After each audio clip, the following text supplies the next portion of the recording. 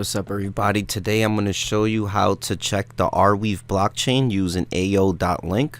So this is a very nice little platform where you can see the amount of users, the amount of messages, the processes, the modules, the blocks, all types of stuff. So right here is a little section where you can see the different type of processes that's been going on, different modules, different blocks.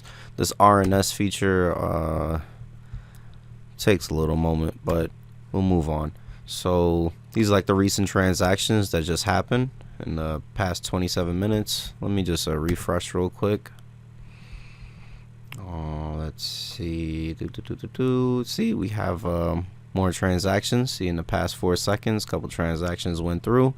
Now, let's say Bobby sent you $100 and you don't see it in your ArtConnect wallet. Well, what you're gonna do is you can paste the transaction right here, or you could paste a wallet address right here. So I'm gonna paste my own wallet address to see what's going on. So it says entity because I am an entity. Click right there. We could see the balance. I have no AO, no RNS.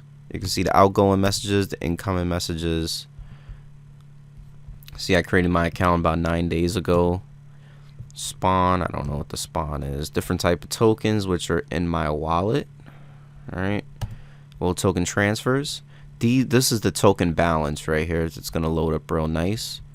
All right, that's about correct. And I do not have an RNS.